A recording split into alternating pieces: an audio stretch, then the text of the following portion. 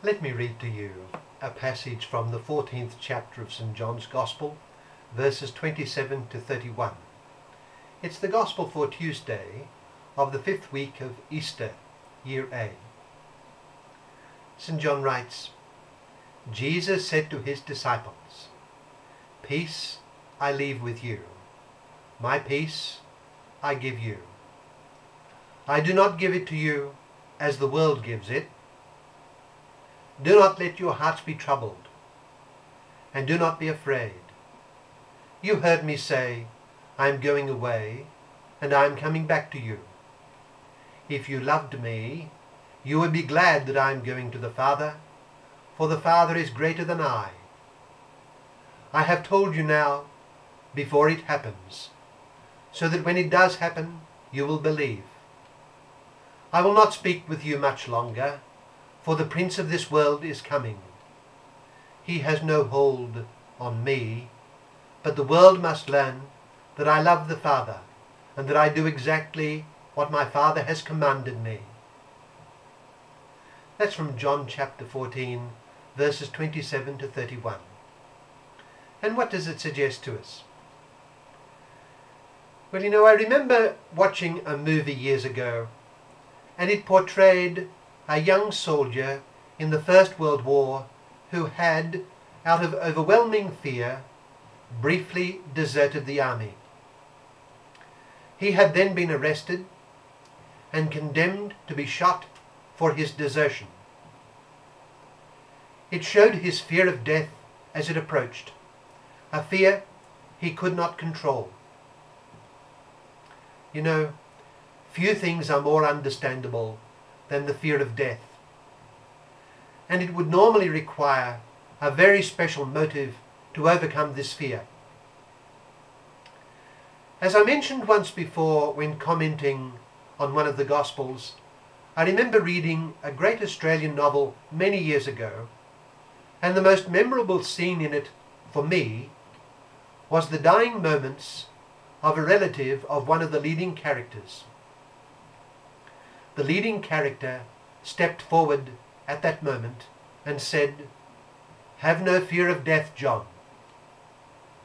It was the one scene in the novel I will probably always remember. But on reflection, I knew it was quite unreal. And the reason? The reason is that no motive was given in that scene for not fearing death. The dying person was simply told not to fear death, but without a motive. There is every reason to fear death unless we have an objective reason for not doing so.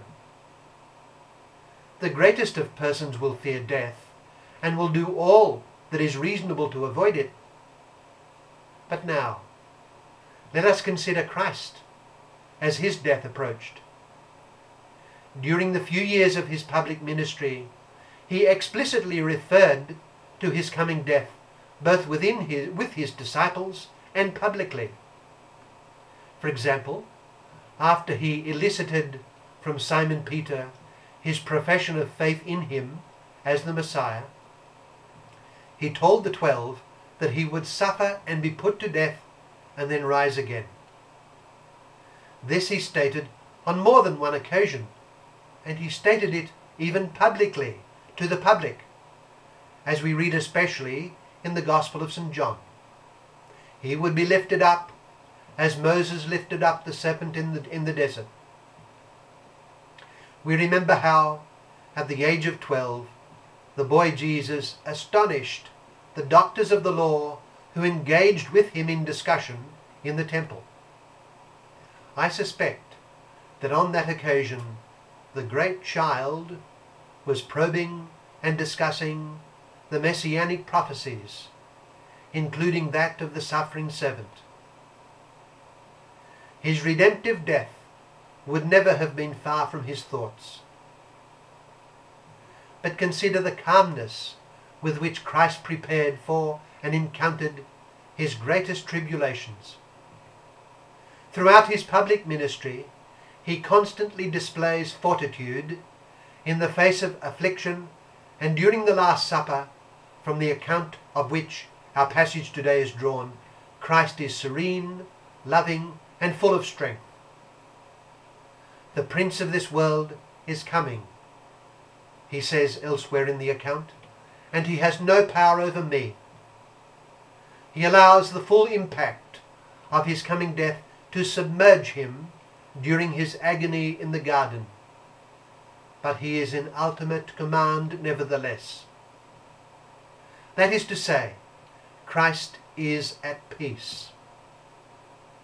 In the midst of his greatest afflictions, during the Passion, and then right to his sense of abandonment at the moment of his death, there is in Christ a peace that is never shaken. At the foundation, there is peace.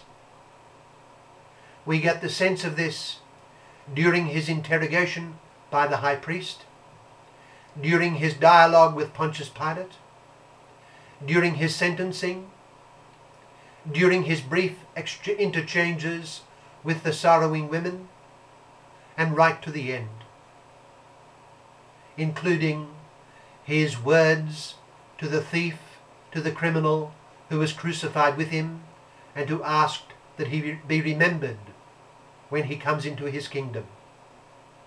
Christ is the strong man of history, bearing the sins of history to their ultimate conclusion in his own body. Peace of heart, peace of mind, peace of soul is his hallmark as he expiates for the sins of the world amid incalculable suffering. Now, what does he promise his disciples? He promises peace to them, as we heard in our gospel passage. Peace I leave with you. My peace I give you. I do not give it to you as the world gives. Do not let your hearts be troubled, and do not be afraid. Christ did not come to take away affliction nor death, temporal death that is, but he did come to bring a share in his own peace, and not the peace that the world offers. It is a share in the peace of God that comes from being united to God as Christ was united to the Father. By being in Christ, we are united to the Father, and nothing can take away that peace if that union with Christ endures. In him is to be found every heavenly blessing, and so union with him will bring a share in his peace. The first and most important thing in life is holiness in Christ, and that is attained by means of union with him. Peace will come if this union with him is maintained and grows. It will mean that we can face whatever the future brings with tranquility. On the tomb of Blessed Mary MacKillop in Sydney are written the stark words, "Trust in God." That trust, that faith, that hope, and that love will bring peace. A peace that is a share in the peace of Christ, who died for us on the cross,